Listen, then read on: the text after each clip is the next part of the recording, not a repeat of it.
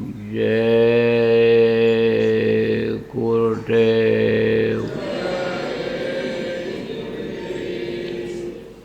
जय गुरुदेव।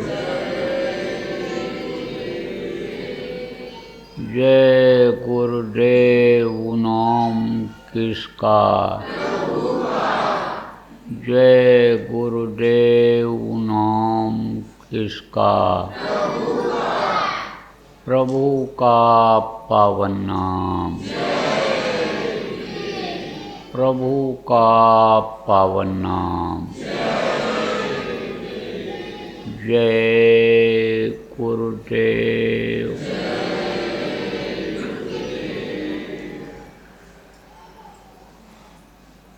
सर्वसमर्थ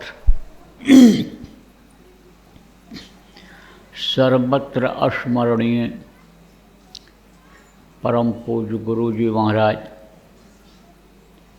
उपस्थित सभी साधक, सत्संगी, बच्चे एवं बच्चियों, आज 18 दिसंबर 2024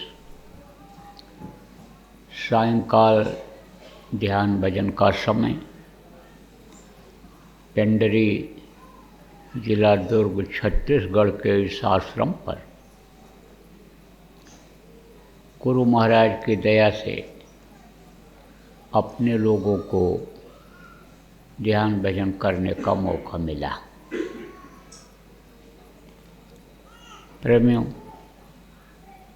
बहुत दिनों के बाद यह मनुष्य शरीर हमको आपको मिला।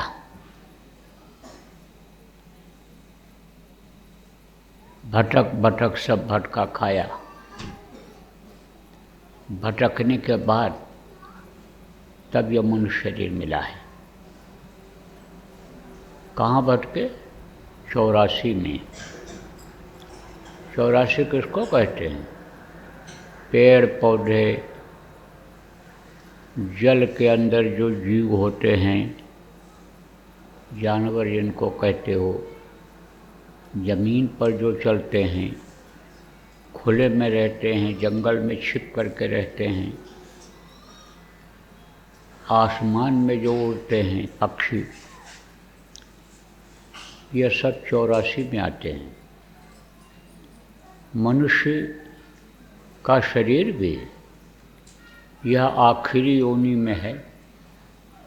ये 84 लाख योनियाँ हैं। कर्मों के अनुसार उसमें जाना पड़ता है। यह मनुष्य शरीर बड़े भाग्य से मिलता है। बड़े भाग्य मानुष तन पावा, सुर दुर्लभ सटकंठन गावा। कोट जन्म, कोट किसको कहते? करोड़ों जन्म लेने के बाद, मरने के बाद कोट जन्म जब भटका खाया, तब यह नर्तन दुर्लभ पाया। यह दुर्लभ शरीर है। हमको आपको दिया तो मिला, तो मौका तो मिला,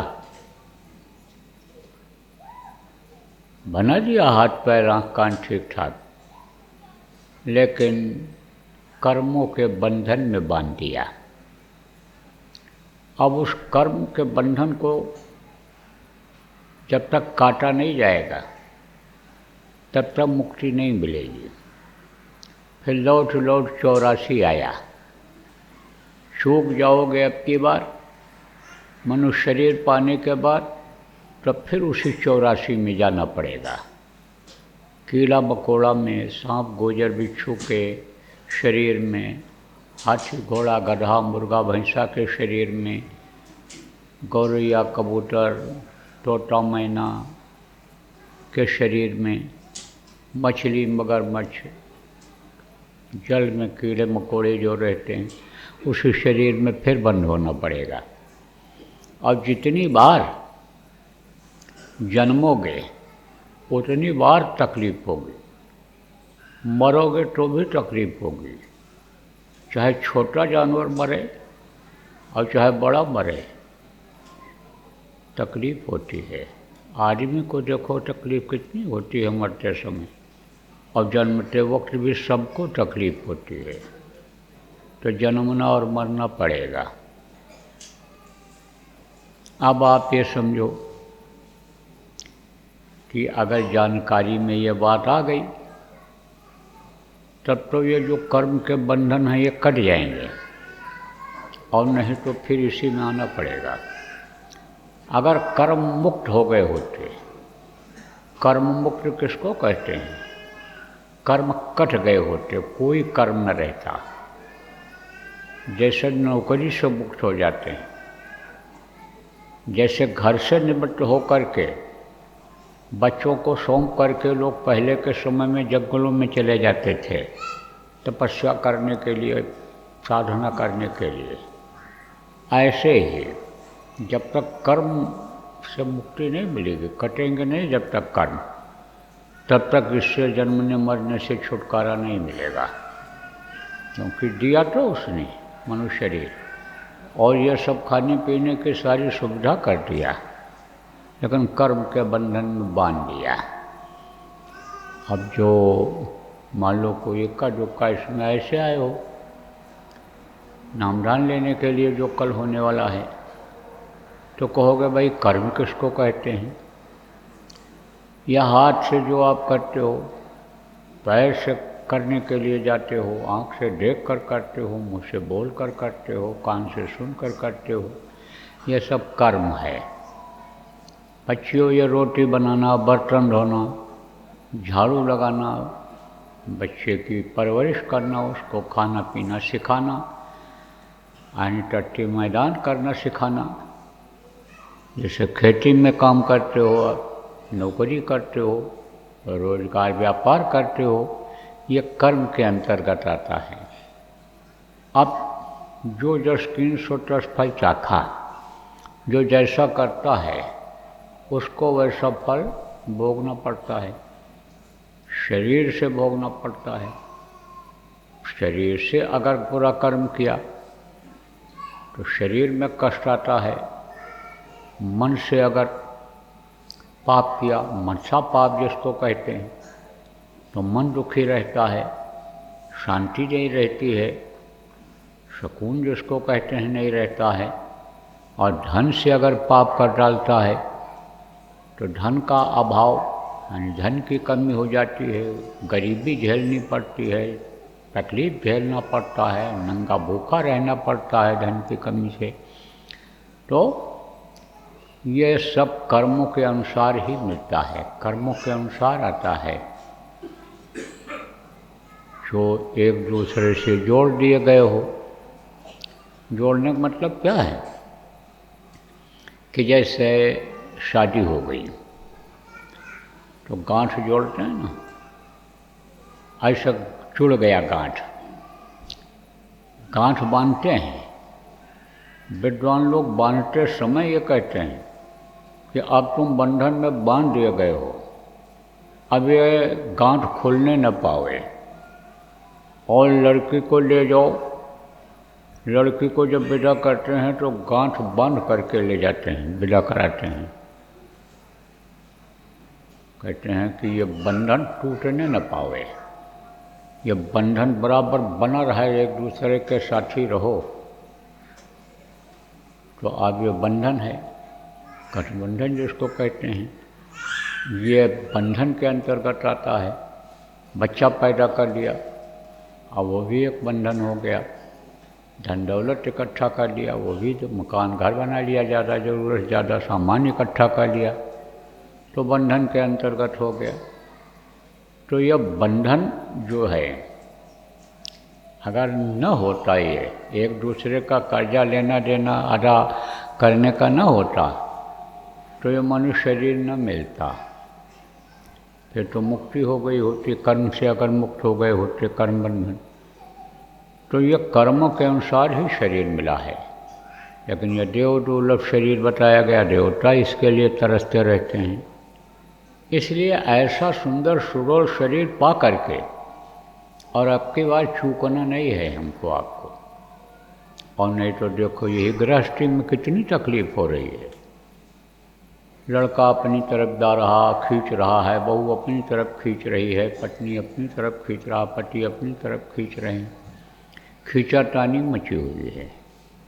प्रेम भी है और बिगाड़ भी हो जाता है। बिगाड़ बहुत बढ़ गया तो नुकसान, प्रेम बहुत ज़्यादा अगर हो गया तो नुकसान। प्रेम में आदमी घर नहीं छोड़ता है, कर्म अपना नहीं कर पाता है, और बिगाड़ हो गया तो भी यह खतरा बना रहता है कि कहीं ऐसा न हो कुछ नुकसान कर दे। ये नाराज़ है, औरत नाराज़ है, पति नाराज़ हैं, बच्चे नाराज़ हैं, भाई नाराज़ हैं, कहीं कुछ गड़बड़ न कर दें। तो ये परेशानी है, ये संसार में परेशानी झेलनी पड़ती है। और कर्म अदा करना, कर्म का जो लेना देना होता है, कर्जा होता है, अदा करना पड़ता है। अब देखो, इसी संसार में आप ये समझो कि रहते हैं, कौन रहते हैं? खोजत खोजत मर गए, कहा है ना, खोजत खोजत मर गए। तीरथ वेद पुराण, और पलटू सूझत है नहीं, वेश में है भगवान। इसी संसार में ही उसी वेश में रहते हैं। किस वेश में? जिसमें आदमी रहता है कि जैसे पहचानने में दिक्कत न हो। कौन रहते हैं? भगवान, जिनको कहा गया। भगवान कोई ऐसे नहीं है, मनुष्य शरीर में वो दिखाई ऐसे भगवान नहीं पड़ते हैं। ताकत उनकी आती है, और वो जब ताकत आ जाती है और वो काम जो भगवान करते हैं, जब वो ताकत आ जाती है तब आप ये समझो भगवान का काम करने लग जाते हैं।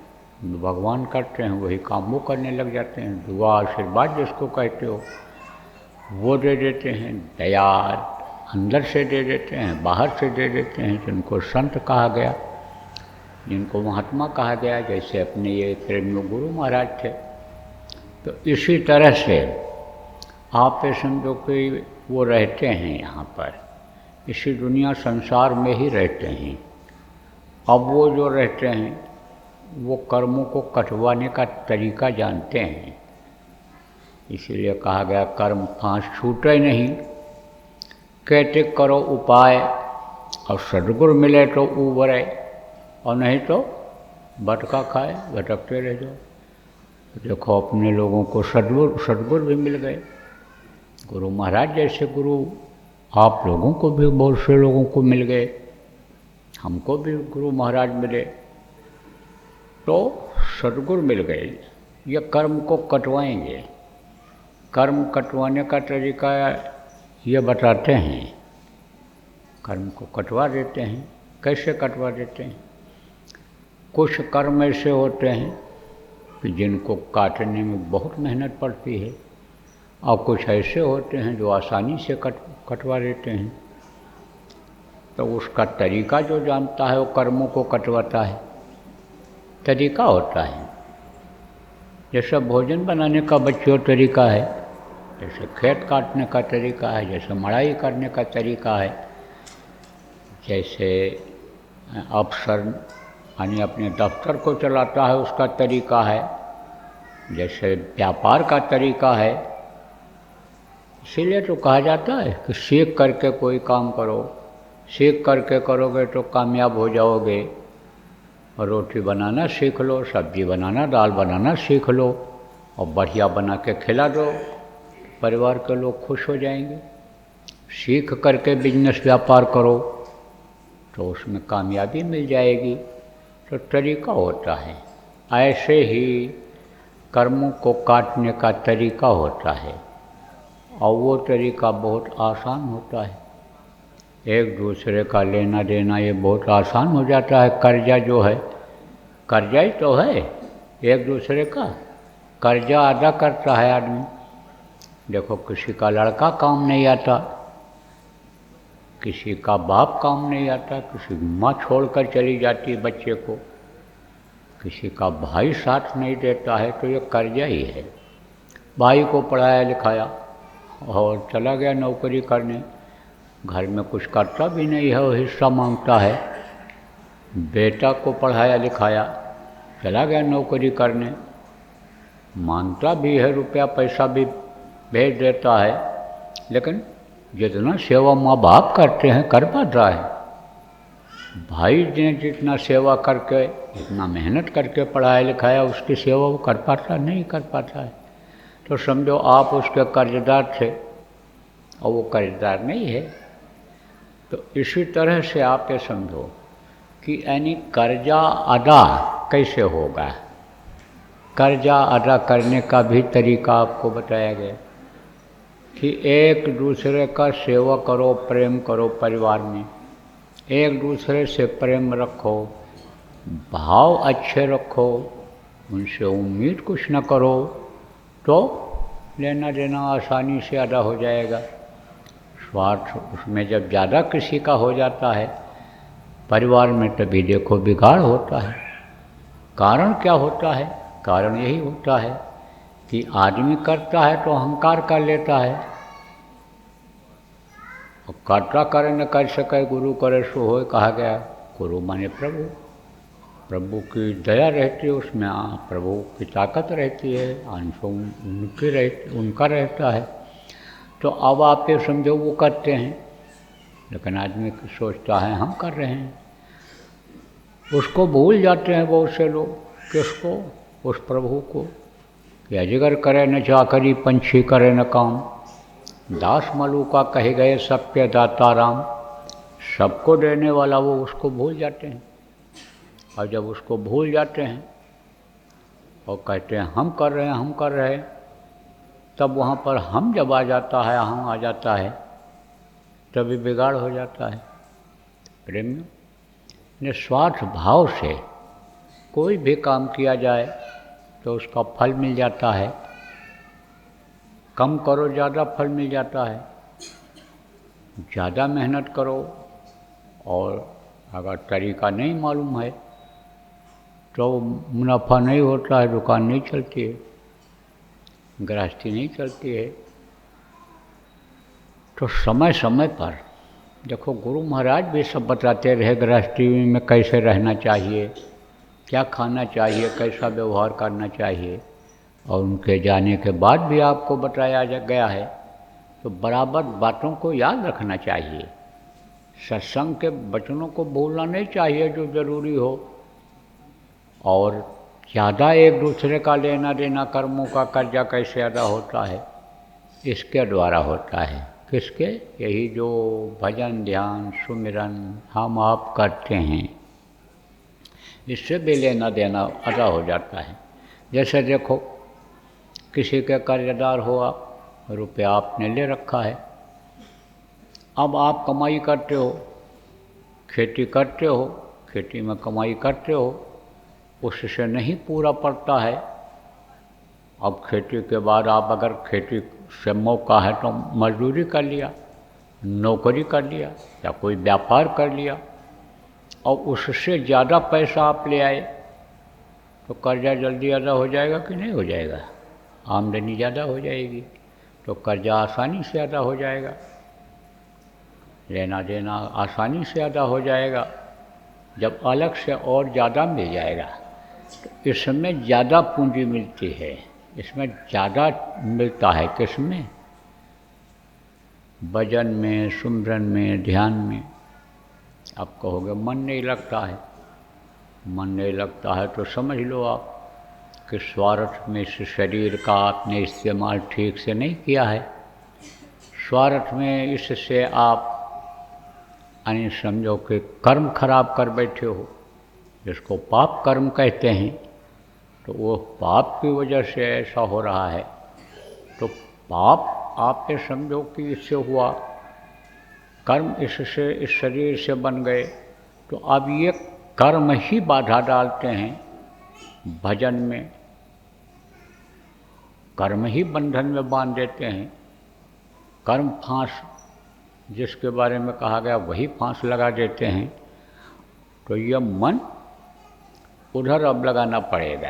अगर ऐसा नहीं लगता है किधर सेवा में, कैसे सेवा का विधान बनाया गया? शरीर से सेवा करो, मन से सेवा करो, धन से सेवा करो, जिससे यानी दिक्कत आई है, तुमको परेशानी आई है, जिधर मन लग गया है, शरीर के सुख के लिए मन लगा हुआ है, सुख का काम करते रहते हो, बढ़िया खाएं, बढ़िया पहनें, बढ़िया घर में रहें, बढ़िया गाड़ी घोड़ा में चलें, और पैसे के चक्कर में रहते हो, कैसे भी मिल जाए, कहीं से आ जाए, तो समझो उसी से पाप हुआ है, उसी से कर्म बने हैं।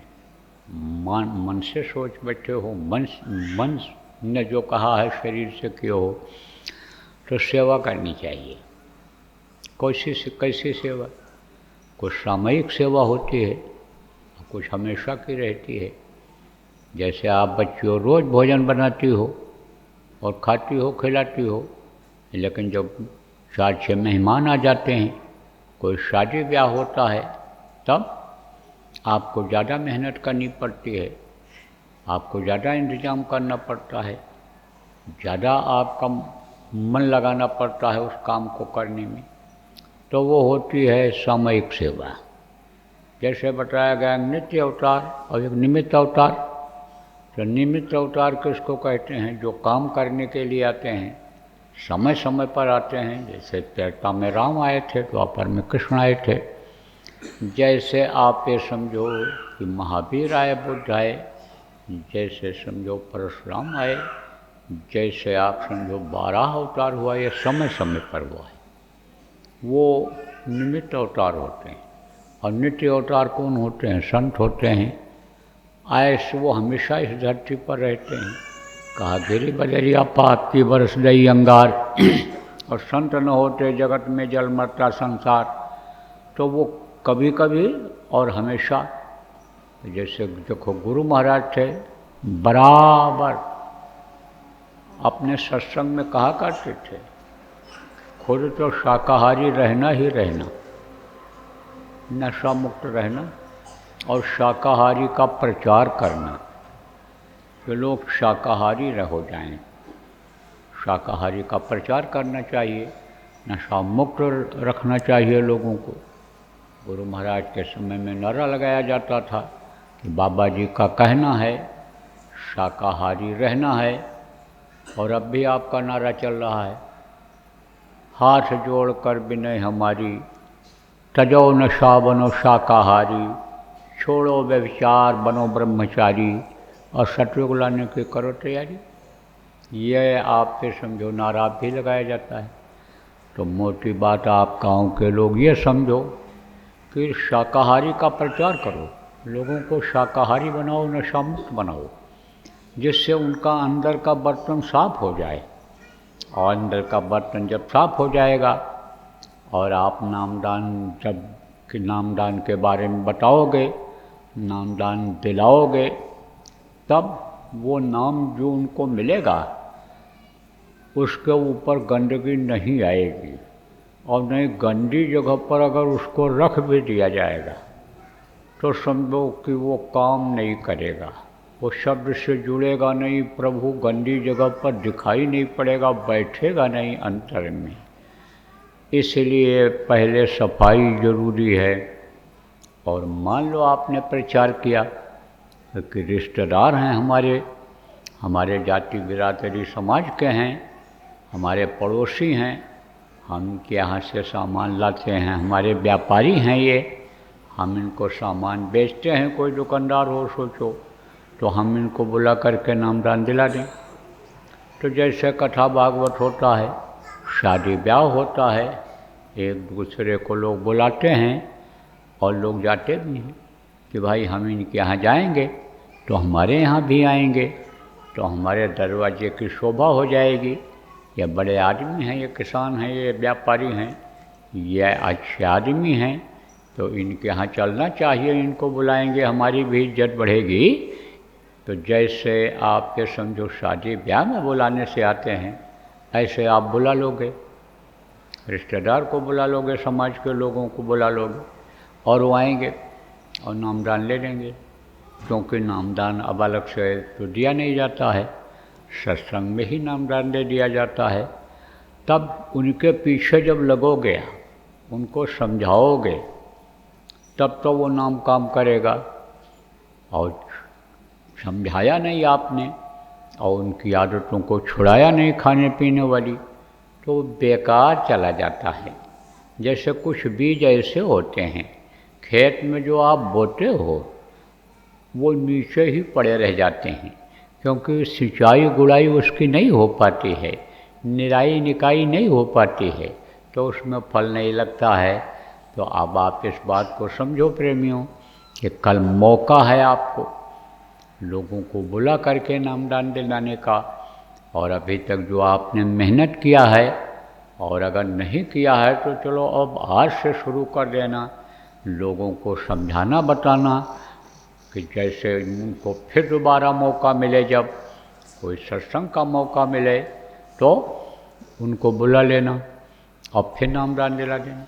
लेकिन नामदान रोज़ तो यहाँ हो नहीं पाएगा, और जहाँ होगा क्या मालूम वो न पहुँच पावें, तो कल बुला कर दिला दो और उसके बाद उनके पीछे लग कर के और उनको शाकाहारी बना दो, नशा मुक्त बना दो।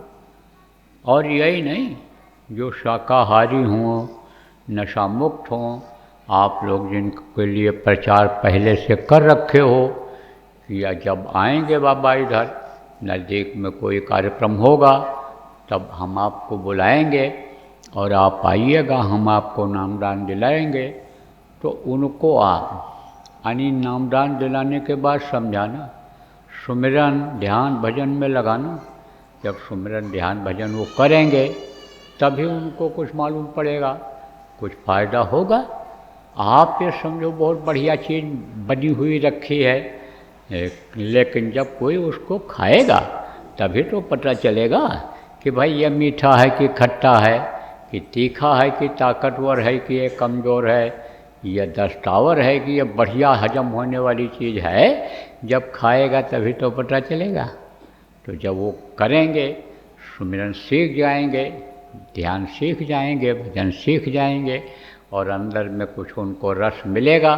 तो जैसे आप बहुत से लोग गुरु के नाम पर मरने मिटने के लिए कुर्बान होने के लिए तैयार हो, गुरु के हर हुक्म को आप तामील करने के लिए, पालन करने के लिए तैयार हो, ऐसे वो भी हो जाएंगे। एक अच्छा समाज बन जाएगा, अच्छे लोग हो जाएंगे। आने वाली पीढ़ी यानी बच्चे नाती पोता ये जो बिगड़ रहे हैं नहीं बिगड़ेंगे, वो भी जुड़े हुए रहेंगे। देखो जिन परिवारों में यानी प्रेमी लोग भजन करते हैं, सत्संगों में आते जाते हैं, बच्चों को लाते हैं, उनके बच्चे बिगड़ नहीं रहे हैं। नहीं तो देखो सत्संगियों के भी बच्चे बहुत बिगड़ रहे हैं, परिवार में बड़ा विघटन है, दुनियादारी की तरफ दौड़ रहे हैं, चमक दमक की तरफ दौड़ रहे हैं। वो ये नहीं समझ पा रहे हैं कि ये चकाचौंध दुनिया ये किसी की नहीं है, यहाँ की चीज़ें कोई काम आने वाली नहीं हैं, माया भी ये नहीं है, माया की छाया है और उसी छाया के पीछे दौड़ रहे हैं। अब आप ये सोचो कि परछाई किसी की होती है, परछाई से कोई काम ले सकता है, परछाई से न कोई काम ले सकता, न परछाई से कुछ प्राप्त कर सकता है, न परछाई को कोई पकड़ करके रख सकता है। तो ये तो सब परछाई है, माया छाया एक सी, बिरला जाने कोय, भक्ता के पीछे फिरे सन्मुख भागै सोय। प्रेमियों देखो समय ज़्यादा हो रहा है, आपका ध्यान भजन का समय समाप्त हो गया है, ज़्यादा समय आपका नहीं लेना चाहता हूँ, लेकिन ये बताऊँगा कि एक ऐसा अवसर आता है जीवन में कि उससे आदमी जब चूक जाता है तब सोचना रह जाता है। तो एक ये अवसर आप लोगों के लिए है कि आप ज़्यादा से ज़्यादा लोगों को, अपने मिलने जुलने वालों के लोगों को, समाज के लोगों को, रिश्तेदार हित मित्रों को बुला लो। कल सत्संग होगा, 12 बजे से होगा इसी स्थान पर, और वो आ जाएंगे, नामदान मिल जाएगा। और नाम जब आप समझा दोगे, नाम की कमाई करने लगेंगे तो दुनिया भी बनेगी, दीन भी बनेगा, दोनों काम एक साथ हो जाएगा, एक साथ दोनों काम हो जाएगा। जिसको कहते हैं ना सोने में सुगंध पैदा हो जाए, वो काम हो जाएगा। उसका बोनस भी आपको मिलेगा, फ़ायदा भी आपको मिलेगा। यह मत सोचो कि फ़ायदा नहीं मिलता है, फ़ायदा मिलता है, किसी न किसी रूप में मिल जाता है फ़ायदा। नामदान दिलाने का, सुमिरन समझाने का, ध्यान समझाने का, भजन समझाने का, सुमिरन ध्यान भजन कराने का, शाकाहारी नशा मुक्त बनाने का, अपराध से हटाने का, सच्चा अच्छा बनाने का, धार्मिक बनाने का, इन सब चीज़ों का फ़ायदा हो जाता है, लाभ हो जाता है। बहुत से लोग आप फ़ायदा उठा भी रहे हो, देख रहे हो, तो सूखना नहीं है। बोलो जय गुरुदेव, जय गुरुदेव।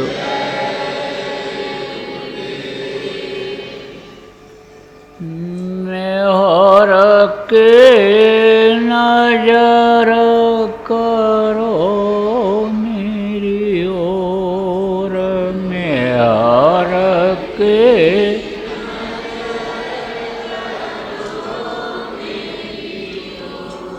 दया के नजर करो मेरी ओर,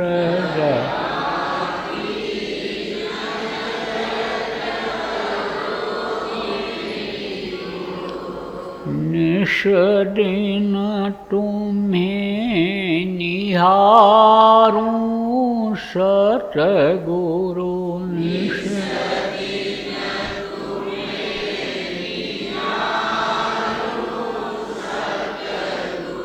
जैसे चंद्र चकोर,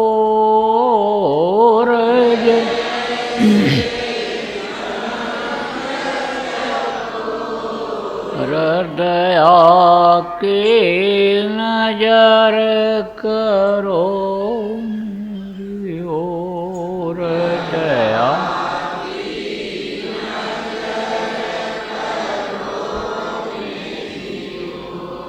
जानू न कौन बोल हुए ताना से,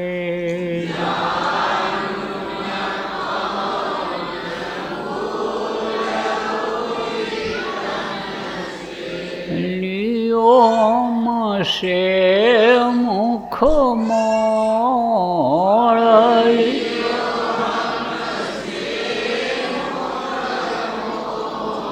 हृदया के नजर करो मेरी ओर,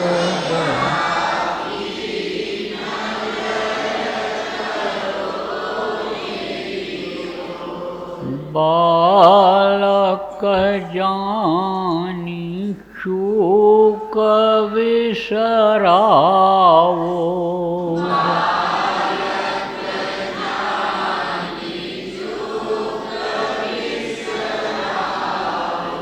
आया शरण अब मैं तोर,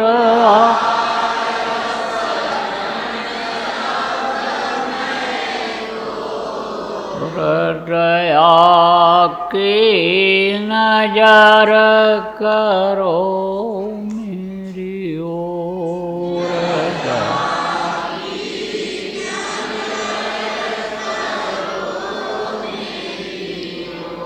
सदा दयालु स्वभाव तुम्हारा,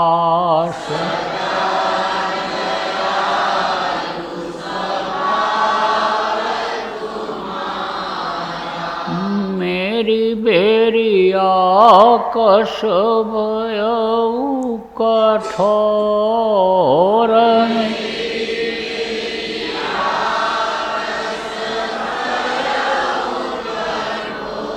हृदया के नजर करो मेरी ओर,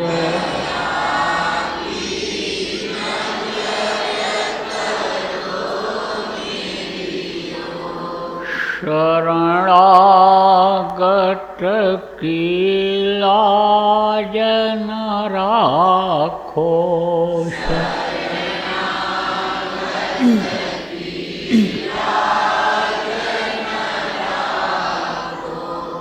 मोसो पतित अब जाएं कहीं और,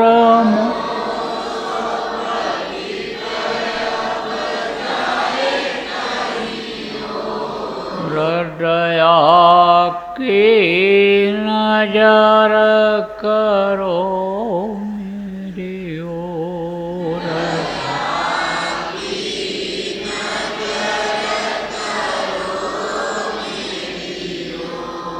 अब की बार उबार ले वजो,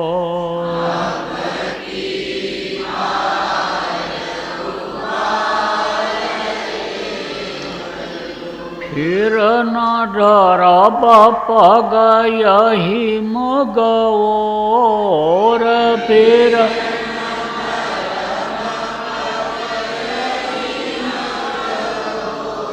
हृदया की नजर करो मेरी ओर।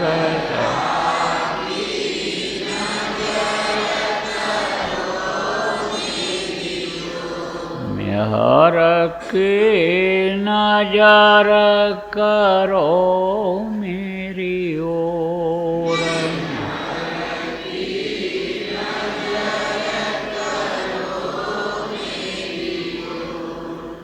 जय गुरुदेव,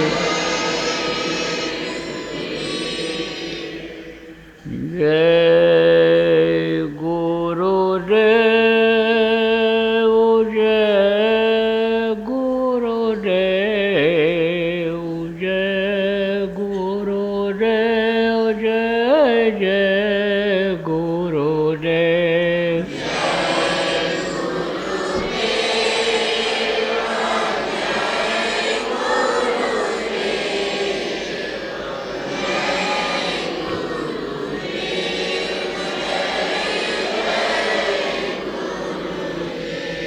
जय गुरुदेव, जय गुरुदेव, जय गुरुदेव, जय जय गुरुदेव।